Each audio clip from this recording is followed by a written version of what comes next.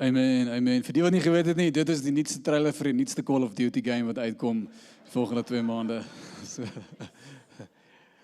ja, ons lekker met die geier vanaand.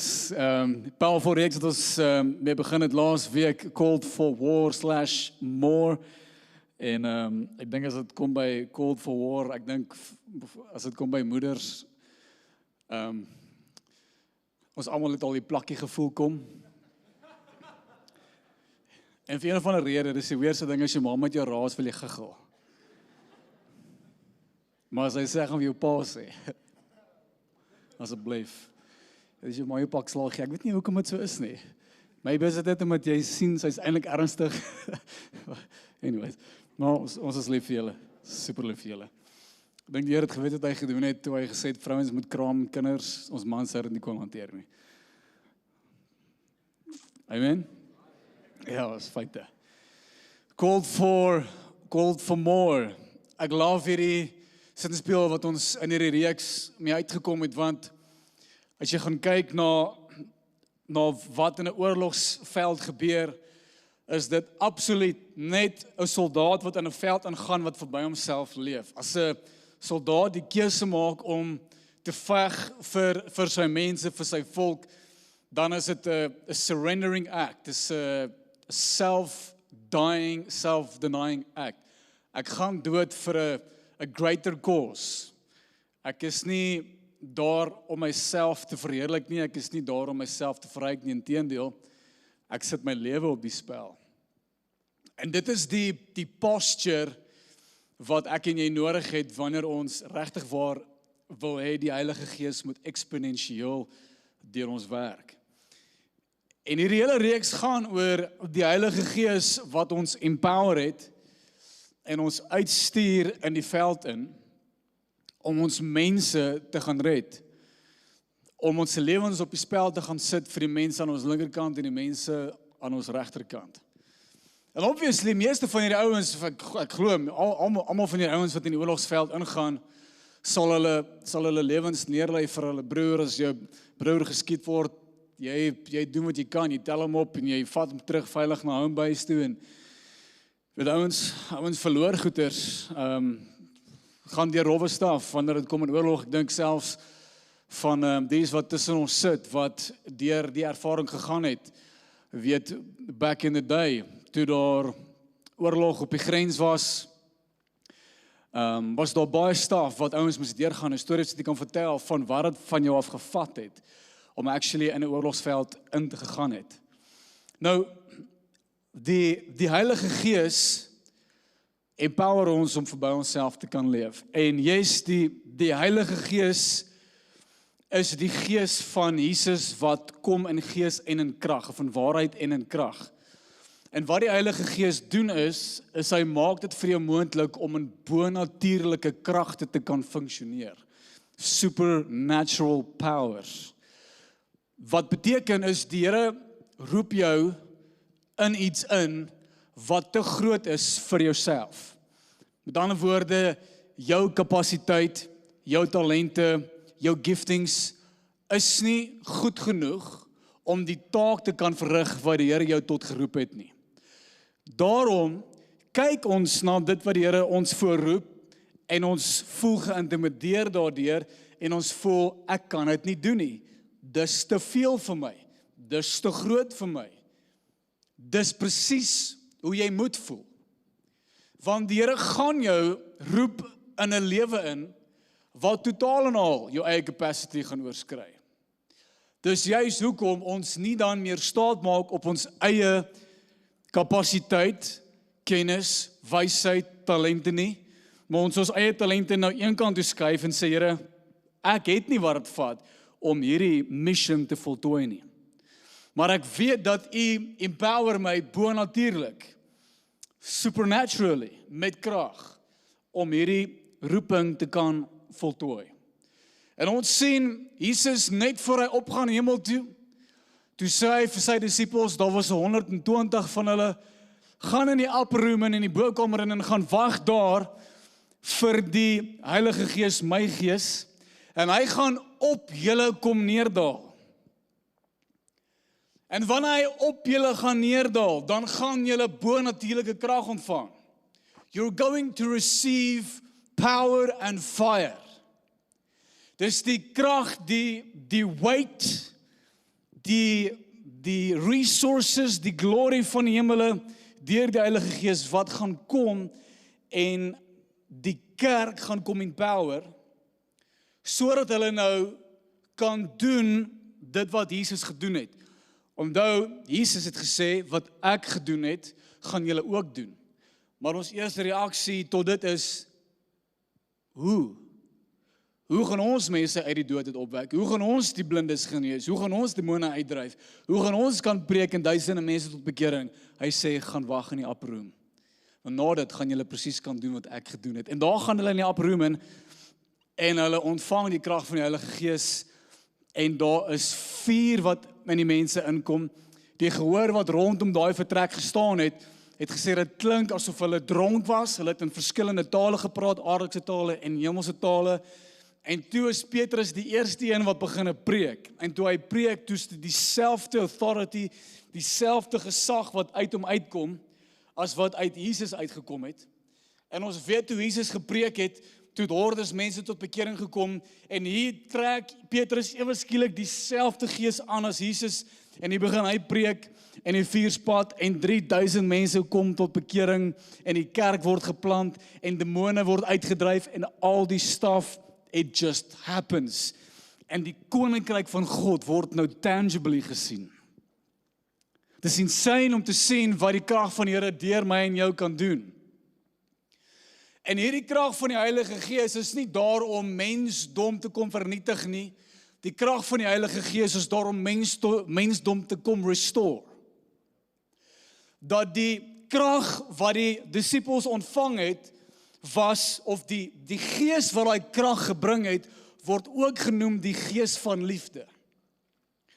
En wanneer hierdie gees bedien uit hierdie disippels uit, en die mense ontvang die Heilige Gees, en hoor die Heilige Gees, dan word hulle nie net compelled deur krag, en elektrisiteit, en vuur, en energie nie, maar hulle word tot in die diepste van hulle diepste wese in convict, hierso in hulle harte, deur die liefde van die Heilige Gees, dat Jesus is regtig lief vir hulle. Hulle beleef die liefde van God nie net met, okay, ek hoor jou cool, ek hoor die Here is lief vir my nie. Die liefde van die Here slaat jou so diep, jy kan nie anders as om op jou knieë neer te val, en om te begin aanbid nie. Wanneer die liefde van Jesus oor jou kom, sal jy weep, en jy sal weep, en jy sal weep, en jy gaan die krag van die Heilige Gees eers voel hier binne in jou goed skuif. Hy kom werk eers internally met jou. Hy kom swaai dinge om jy in die binnekant, en onthou, hy gee vir jou nuwe lewe. So hy kom, die Heilige Gees kom, en hy transformeer jou totaal en al eers aan die binnekant, en dan gaan hy, en hy stuur jou uit, om nou ook die woord te gaan versprei. Nou voor die disippels opgegaan het in die kamer in waar die Heilige Gees oor hulle uitgestort was, het daar eers iets anders te gebeur in die boek van Johannes. Hoofstuk 20, vers 22. Ek ruil nie al eerste 2 scriptures om des. Hierso sien ons, net toe Jesus uit die dood uit opgestaan het, verskyn hy toe aan sy disippels. En hy sê vir hulle die volgende. He breathed on them and said, receive the Holy Spirit. Maar ek dog dan hulle moet eers in die upper room en gaan daar en gaan wag vir die Heilige Gees. Nou is hier nou 'n tydsissue. Die verskil met hierdie en die upper room experience was die volgende. Toe hulle hier die Heilige Gees ontvang het die Heilige Gees binne in hulle kom woon en hulle gered.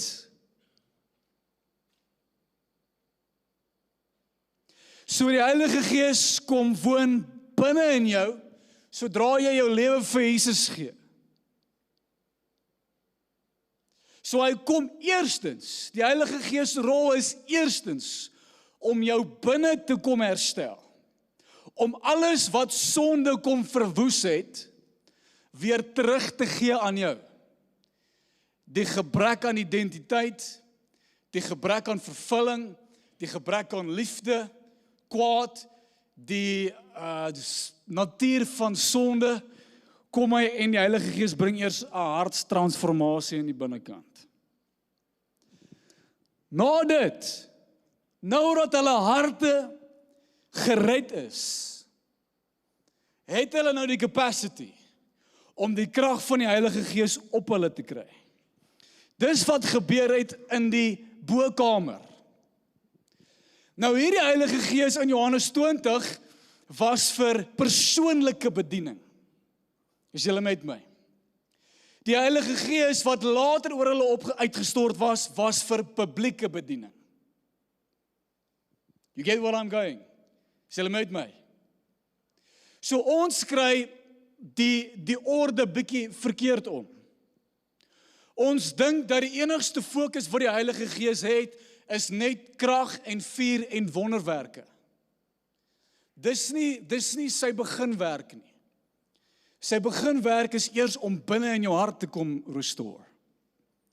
So voor ons te gefiksheid raak op die wonderwerke, die staf wat deur my moet gebeur, begin eers te fokus op wat die Here in jou wil doen, voor jy fokus op wat hy deur jou wil doen. Ons jonkers bid ons altyd, Here gebruik my vir groot goed, gebruik my vir groot goed, en die Here sal, maar hy wil eers binne in jou hart kom opereer. Eers daar binne kom restore. So, Romeine 5 vers 5, sê Paulus hier, now hope doesn't disappoint, because the love of God has been poured out into our hearts by the Holy Spirit. So, die eerste werk van die Heilige Gees voor ek in die oorlogveld ingaan, is eers om die liefde van God in my hart te openbaar. Want as ek nie liefde het nie, kan ek nie liefde gee nie. Onthou, liefde is sacrificial. Ek hardloop in die oorlogveld in, omdat ek lief is vir my broers. As ek nie lief is vir my broers nie, gaan ek nie vir hulle sterf nie. Make sense? So voordat ek kan lief wees vir ander mense, moet ek eers weet hoe lief God my het. So die liefde van God is uitgestort in my hart. Let wel daar, hy sê, it has been poured out, not sprinkled out, nie 'n bietjie nie. Alles wat hy is, die volheid van die Heilige Gees is net so in jou ingedeponeer. Die volle Heilige Gees wat in Jesus gewandel het, wandel ook binne in my en jou. En dieselfde compassion en liefde wat Jesus gehad het vir mense, is ek en jy ook veronderstel om te hê. So, ons sien dat die Heilige Gees kom en hy genees ons deur sy liefde.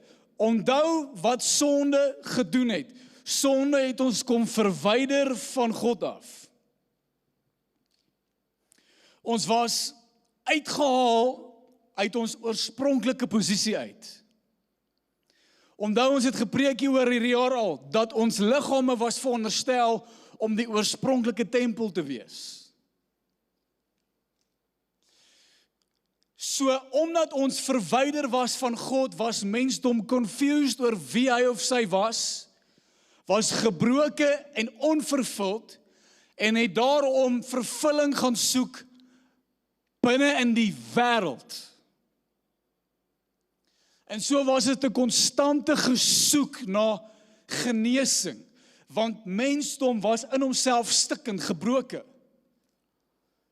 En hy was hierdie sondige soeke na vervulling. En hier is vir my 'n baie goeie voorbeeld van wat sonde actually is. Sonde, in my opinie, is net 'n attempt om gelukkig te wees.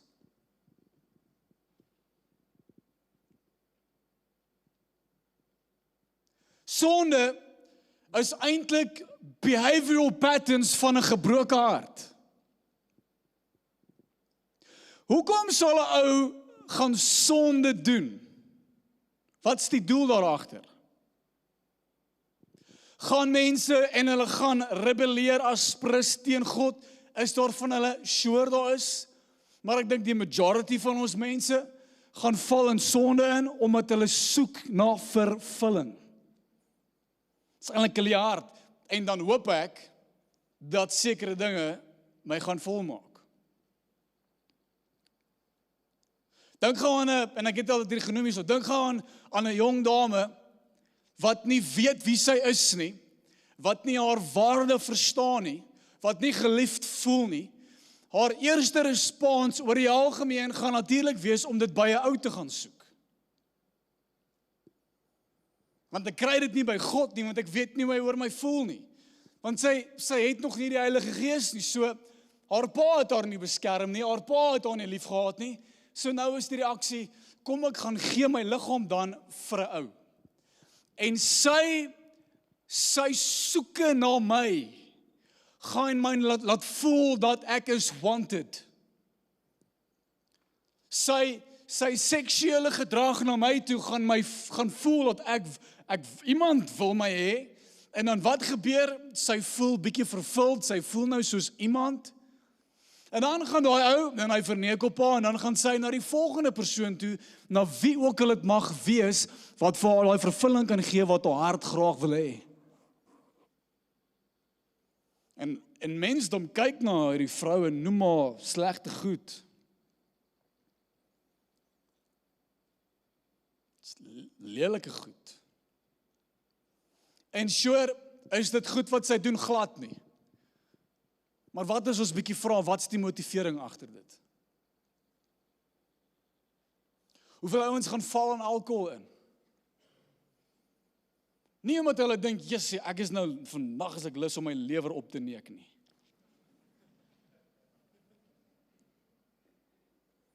Daar's 'n soeke na 'n release van pressure af. Ek het stres by die werk, kom ek gaan kers op my pelle, ek vat 'n paar kappe en ek raak ontslaa van die stres. So weer eens, dis 'n gedragspatroon wat soek net na iets wat my vir 'n oomblik kan verlos van stres af. Wat my vir 'n oomblik kan laat vergeet van my probleme. En so gaan die lys aan.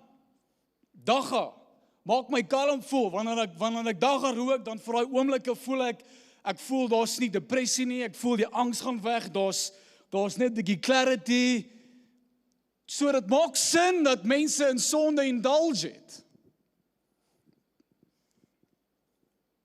En ek preek nie vanaand 'n condemning message nie. Ek kom verduidelik net hoekom baie mense doen wat hulle doen. Die hartseer ding is dat as jy in hierdie gedragspatrone inval, raak jy oneffektief. Want jy is in survival mode. Probeer oorleef.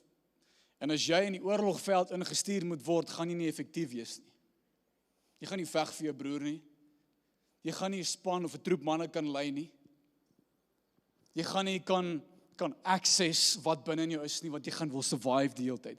En jy gaan jouself omkyk.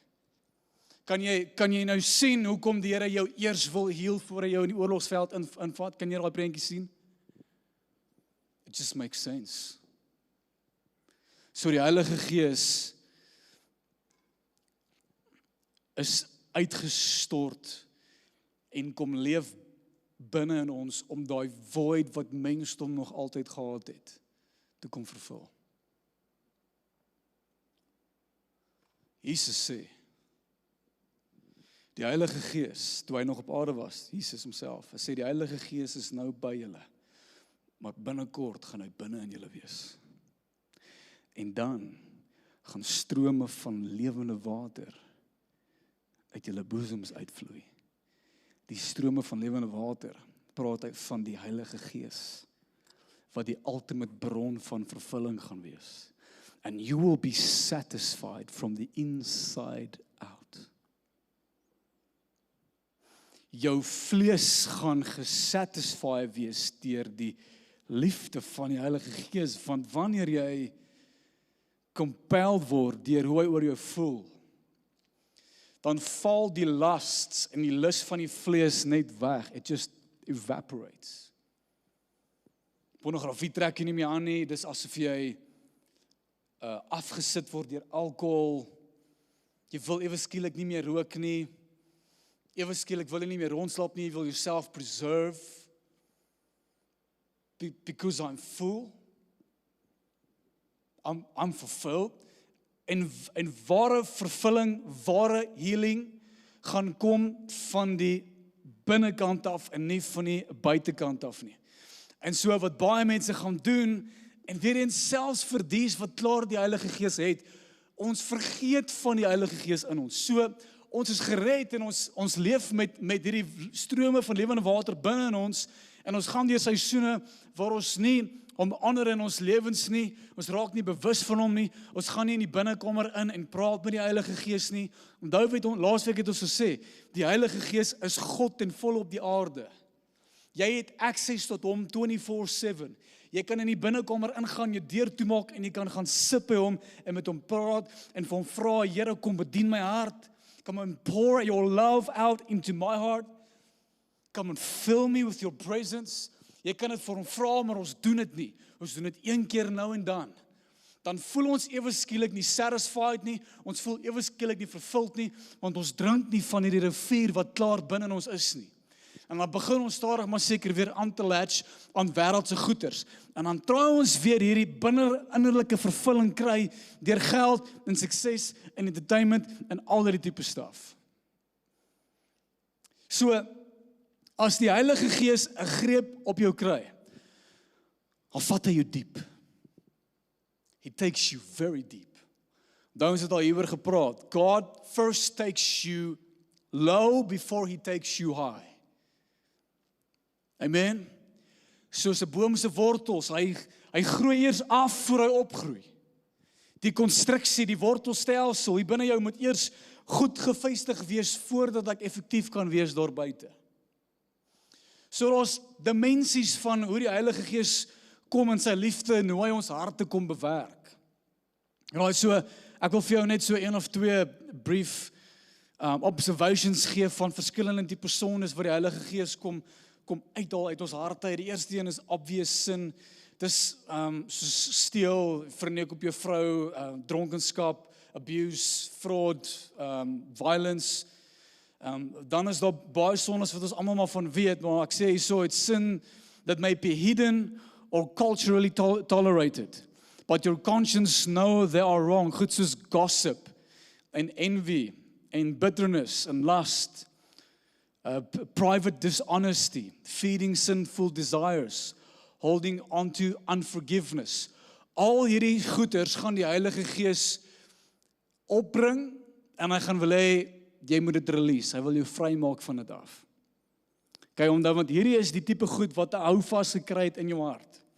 Nou die Heilige Gees kom nie en expose sonde sodat jy gekondem kan word en vir jou sê hoe sleg jy is nie. Die Heilige Gees expose sonde in liefde sodat jy nie verder hierdie pad van dood beleef nie. Kan ek 'n amen kry? Dis die hart van die Heilige Gees. Ek sê weer eens vir jou, die Heilige Gees expose nie hierdie sonde sodat jy moet condemned en sleg voel nie. Hy kon expose dit in liefde sodat jy kan ontslaa raak van dit. Want sonde maak jou dood sonder dat jy dit ewen agterkom. Dan kry jy hidden sin, the deeper inner layer with distorted motives, unhealthy reactions, sinful patterns beneath the surface, serve without love, lead with insecurity. Dan gaan hy verder om te sê, the deepest layer is when we have a false sense of security. Ek het dit genoem, daai girl gaan soek dit by haar kerel, die ou gaan soek dit, of die ander persoon gaan soek dit in drank, of in geld. Dis iemand wat nie weet wie hulle is nie, so hulle misuse hulle self. a control, something that controls my heart, something that competes with God. This is where people strive for approval, success, money, pleasure, and all these kinds of things. The deeper sin is where things become an idol. So, en weer eens, hierdie is 'n sonde wat die Heilige Gees kom expose, wat ons nie altyd besef is sonde nie. As iemand jou moet vra, gee my die lys van sonde, dan gaan jy vir hom die lys gee wat ek nou vir jou gesê het. Drank en rook en dit en steel en die en so en dit en dat. Okay, nou kom ons vra gou 'n dieper vraag. Hoekom staan jy op elke oggend en gaan werk toe? Om 'n salaris te verdien. Moet jy dit doen? Natuurlik. Jy moet opdaag by die werk, jy moet inkomste verdien, nothing wrong with it. Maar dit kan nie my motief vir lewe vervang. Geld kan nie die idol raak nie. Geld kan nie die doel raak van hoekom ek elke dag opstaan nie.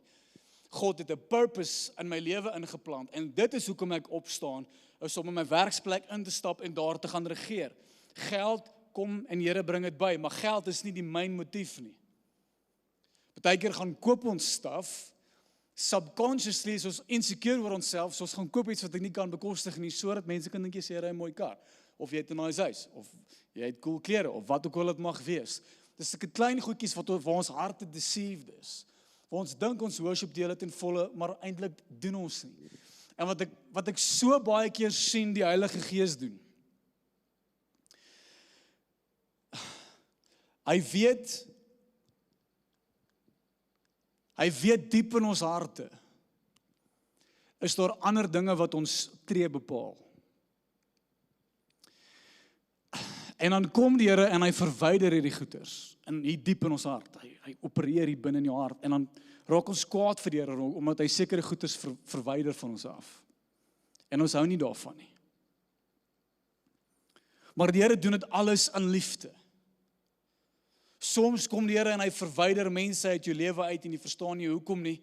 Dis omdat hulle jou intoxicate and God wants to remove some people from you. Partykeer gee die Here jou besigheid oor aan jouself en die besigheid suffer. En jy verstaan nie hoekom nie, Hoekom doen my besigheid nie goed nie? Ek vra dan die Here my besigheid te bless en die Here bless dit nie. En nou ewe skielik is ek kwaad vir die Here. Nou hou ek ook sommer bid, ek gaan na kerk toe wanneer die Here bless my nie. Al wat hier gebeur is, die Here expose die motives van my hart. Dat baie mense worship Jesus nie omdat hulle wil nie, maar hulle worship hom omdat hulle iets kan kry van hom af. Ek vra die Here my besigheid te bless. En wanneer hy jou besigheid klaar gebless het, dan praat jy nooit weer met hom nie. So ek vir baie mense ook sê, as die Here vandag, en ek het dit al gesê van die stage af, as die Here jou vandag moet bless finansiëel, soveel so, dat jy geset is vir die res van jou lewe finansiëel, dat jy weet jou kinders se kinders is gesort, gaan meeste Christene nie meer weet waaroor om met die Here te praat nie. Stem julle saam met my?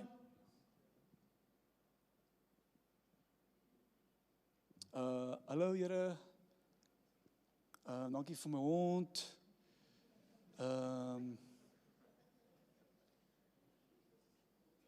Ek bid dat my vrou sal leer om jammer te sê, want dit gaan nooit gebeur nie. Ek leer, jy voel damstrak, jy voel soms soos wat nou? Al wat die Here net doen is hy expose die motive in jou hart. He takes you deep. Ek love wat Ezekiel sê in Ezekiel 36:20. Dis 'n prophecy van wat Jesus gaan kom doen. Hy sê, I will give you a new heart and put a new spirit in you. Onthou daai gebroke sondige gees word verwyder van jou af. En wanneer die Heilige Gees in jou geblaas word deur Jesus homself, dan kom hierdie nuwe gees binne in jou in. En ewe skielik is jy vervuld. Ewe skielik is liefde nou die nuwe natuur binne in jou en nie meer die natuur van sonde nie. en alles verander. Dan sê hy, I will remove from you your heart of stone, jou verharde hart, jou onsensitiewe hart, jou hart wat soek na self-glorification. Hy sê, ek gaan daai hart uithaal, en dan gaan 'n hart van vlees insit. Die vleeslike hart praat van 'n tender heart, 'n nursing heart, 'n nurturing heart. Ek gaan totaal en al jou binneste kom verander. You see, the Holy Spirit works internally before He works externally. Wat ek love van die volgende stelling is, people often want God to first change their circumstances, but the Spirit first comes and changes the heart. Amen? Ons vra die Here, verander my omstandighede, maar hy doen nie altyd nie, want hy wil hê jou hart moet eers verander, en jou binneste gaan jou omstandighede verander. Of is dit enigstens sin maak? Want die Gees binne in jou, gaan deur jou vloei, en die plek verander wat jy wil hê moet verander. Here, doen 'n wonderwerk in my finansies. Nee, ek gaan eers die greedy hart uithaal, en ek gaan 'n generous hart in jou insit. En dan gaan jy leer hoe om generous te wees, en ewe skielik gaan die doel van geld vervul word in jou lewe. En armoede gaan nie meer deel wees van dit nie. Here, verwyder hierdie goddeloses om my, verwyder hulle uit. Nee, ek gaan nie. Ek gaan eers jou bittere hart vervang met 'n hart van liefde, sodat jy net die sondaars kan kyk en kan lief wees vir hulle, sodat wanneer jy in die vertrek instap, die liefde van God hulle harte penetreer. En omdat jy liefde het in jou, gaan jou omstandighede verander. Ek sê dalk, Pierre, jy praat maklik. Ek kan verstaan hoekom jy dit sê. Maar ek beloof jou, ek het dit al eerstehands beleef.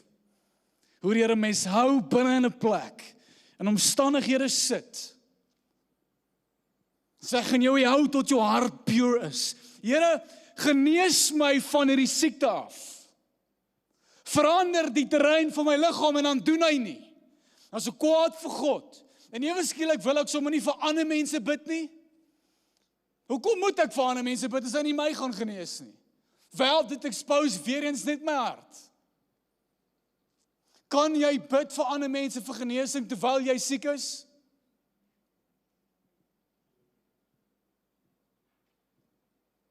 Kom aan, ek wil eers jou hart transformeer voordat ek jou liggaam transformeer. Ek wil hê jy moet vervuld wees met 'n liggaam wat nie 100% is nie, en vervuld wees met 'n liggaam wat 100% is. Want wat ook al met die liggaam gebeur, is irrelevant. Want die kondisie van jou hart is wat saak maak. Ek wil jou leer dat jou hart moet vol wees van my, met min geld of met baie geld. Geld is irrelevant, dit maak jou nie gelukkig nie. En ek wil jou leer hoe om vervuld te wees. Maak nie saak wat gebeur rondom jou nie. Wanneer jou hart solid is, en jy is vol van die Heilige Gees, kan ek jou in die oorlogveld instuur. En ouens kan die kant val, ouens kan daai kant val, dit kan lyk asof die hel op jou neerdal, maar dit gaan nie jou tree affekteer nie. Still I will move forward. Still I will press in. Still I will fight for my brothers.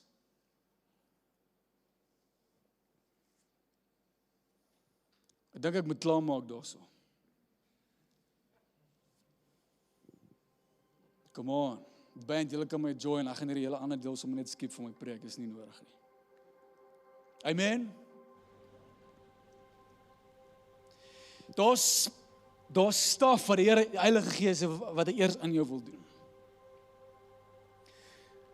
En vanaand wil ek vir jou bid dat jy hierdie vervulling van die Heilige Gees in jouself sal voel. Dat jy self eers genees sal word in jou hartskondisie. Miskien kan jy relate met van die sonnes wat ek mee gepraat het, of oor gepraat het. Jy kan relate met, ek het indulge in die, en ek het indulge in daai, en dis dalk net 'n sign dat ek nie weet wie ek is nie. Dis dalk 'n sign dat jy nie weet hoe lief God vir jou is nie. That's maybe it. As jy addictions wil breek in jou lewe, dan begin jy te mediteer op God se liefde vir jou. It's far greater than any external substance. Far greater. Far greater. Die Heilige Gees wil jou eie hart eers transformeer. Hy is baie meer concerned oor jou hart as oor enigiets anders. Amen. Come on. Rock solid in yourself. Ek glo vir die storie wat Paulus sê, jy hoef nie op die bord te sit nie. Maar as hierdie man wat gesondig het, hy het sommer met sy stiefma gaan goeders doen. 1 Korintiërs hoofstuk 5. Nou skryf Paulus hierdie brief vir die kerk, want dit was 'n ou wat binne in die kerk gesit het. En sê, hoe laat julle toe dat hierdie ou met sy stiefma rondslaap? Sort hom uit. Hy sê, sien ons rol om die ouens buite te oordeel, maar binne in die kerk moet ons mekaar help. Maar binne in die kerk moet ons goed uitwys, want hierdie sonde wat jou broer mee aanhou, gaan hom doodmaak. So ek kom en ek call hom uit, nie omdat ek kom laat condemn nie, maar ek call hom uit, want ek wil hê jy moet nie aangaan met hierdie nie, because you're gonna kill yourself, man.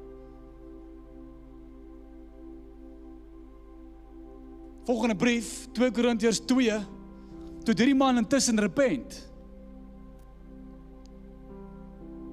Maar hulle stoot hom nog steeds weg.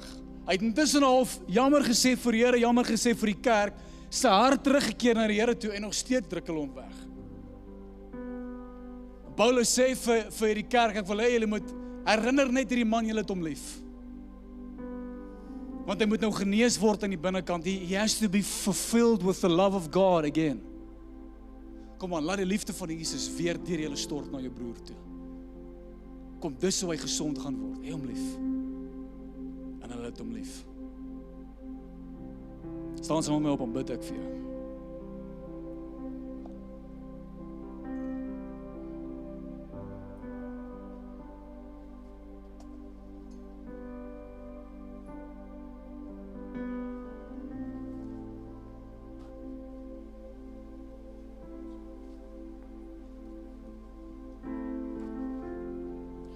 Amen, steek jou hande net uit en ontvang net die vervulling van die Heilige Gees. You're called for more.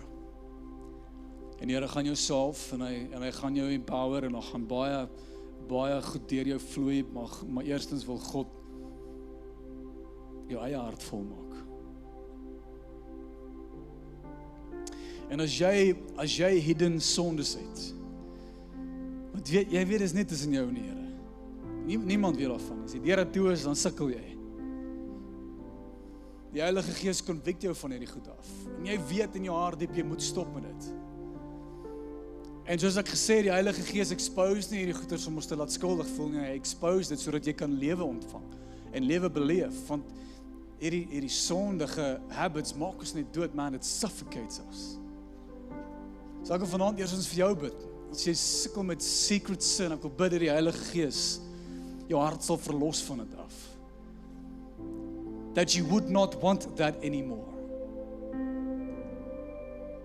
Tweedens wil ek vir jou bid, as jy insecure is in yourself, as jy nie weet wie jy is nie, en jy te soek na mense se approval oor jou, wil ek die Heilige Gees vra vanaand dat hy sy approval oor jou kom uitspreek, dat jy sal hoor hoe hy oor jou voel.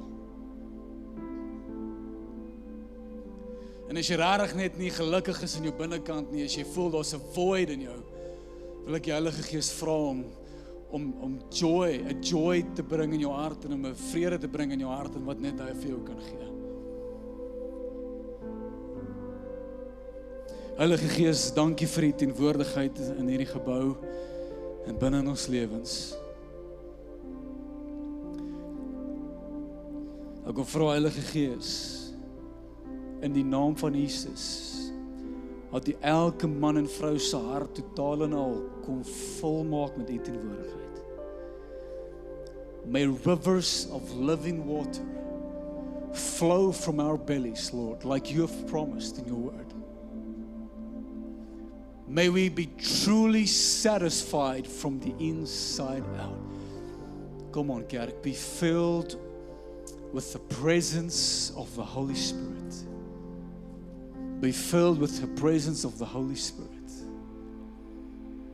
Lord, we receive you in humility tonight. We receive you in thanks. Dankie, Here. Ons vat nie die teenwoordigheid ligtelik op nie. Ons vat dit nie vir granted nie. Here, kom bewerk ons hart. Ek kom bid vir dies wat sukkel met secret sondes, Here. I break the power of those sins in the name of Jesus. I pray that those sins will no longer have any hold on their hearts anymore. I break the power of any addiction in the hearts of our people in Jesus' name. Be released from secret sins right now. Be released from secret sins. And I pray, Lord, will you exchange the desire for the lusts of the flesh with a desire and a hunger for you. May they desire and hunger for more of you. Ek kom bid vir die wat se harte wat leeg is, Here. Emotionless, depressed by life. I pray, Holy Spirit, may your joy and your peace fill their hearts right now in the mighty name of Jesus Christ. I pray, Lord, may you heal our hearts. May you heal us from the inside out. In Jesus' mighty name. Amen and amen. Kom ons gee Jesus aan 'n klap. Kom ons worship. Let's worship.